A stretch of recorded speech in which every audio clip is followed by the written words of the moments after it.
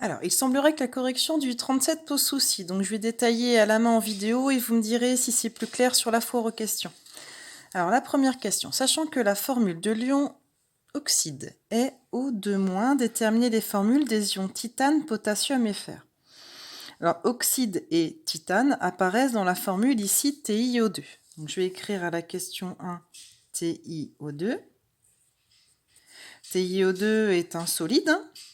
Un solide ionique, il est donc composé d'ions, il va se décomposer en présence d'eau notamment.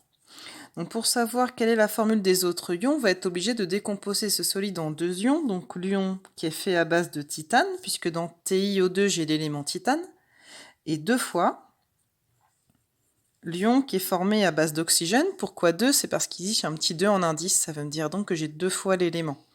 Et l'élément oxygène, on me dit que c'est l'ion oxyde O2-. On voit que là, mon solide, il n'a pas du tout de charge électrique. Par conséquent, à droite de ma flèche, il ne faut pas que j'en ai non plus de charge électrique. Il faut que ce soit électriquement neutre. Il faut que globalement, ça fasse 0. Or, 2 fois 2-, ça fait 4-. La seule façon d'avoir quelque chose qui fasse 0, c'est d'ici d'avoir une charge 4+. Voilà. Donc, c'est tout simplement lui, l'ion titane. Je vais faire de même pour le potassium. Donc là, on donne la formule K2O. Quand il est solide, il donne l'ion fait à base de K plus l'ion O2-. Cette fois-ci, l'élément que je prends deux fois, c'est l'élément potassium.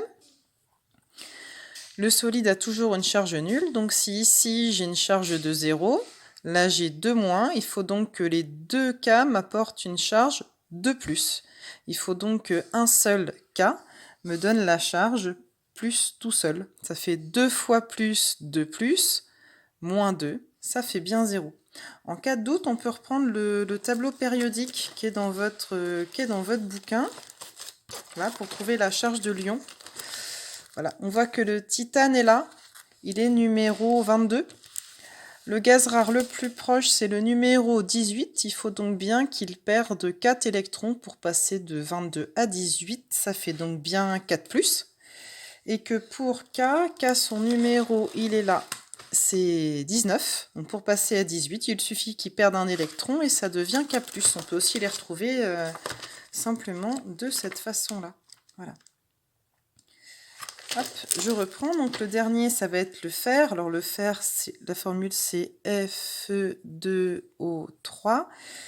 Ça donne un ion qu'on appelle fer 3 Fe2+, qui était déjà écrit au-dessus. Donc il suffit simplement de le recopier, il est écrit là. Et un ion O2-. On va juste vérifier que c'est équilibré. 2 fois l'élément fer, je mets donc un 2 là. 3 fois l'élément oxygène, je mets donc un 3. Je me décale un petit peu pour que vous... Voilà. Un 3 ici. Et on vérifie. 2 fois 3+, ça fait plus 6. 3 fois moins 2, moins 6. Plus 6, moins 6, ça fait bien 0. On est bon. Voilà. Question 2. Donner la formule du carbonate de fer 3. Donc si on a du carbonate de fer 3, ça veut dire qu'on a des ions fer 3 de formule Fe3+, et qu'on a des ions carbonate qui sont donnés de formule CO3-. Un solide a toujours une charge nulle. Or, si je fais 3 plus moins 2, ça ne va pas faire 0. La seule façon d'avoir 0, c'est de faire 2 fois 3 moins 3 fois 2. Voilà, ça fait 0. Maintenant, je vais pouvoir écrire la formule de mon solide, puisque c'est ce qu'on me demande. La formule du carbonate de fer, c'est la formule du solide ici. J'écris toujours les ions plus avant les ions moins, donc je vais écrire le fer, je vais écrire le CO3, et je vais préciser que l'élément fer, je le prends 2 fois, donc je vais mettre un petit 2 en bas, et que l'élément carbonate, je le prends 3 fois. Alors je ne peux pas juste mettre un 3 là, sinon déjà ça fera 3, 3, 33. Donc je vais mettre des parenthèses ici pour indiquer que c'est lui que je prends 3 fois. Pour le sulfure de magnésium, c'est plus facile, c'est MgS, puisqu'en fait, sulfure de magnésium, j'ai des ions magnésium Mg2+, j'ai des ions sulfure S2-, on a les noms là, donc on commence par écrire à droite.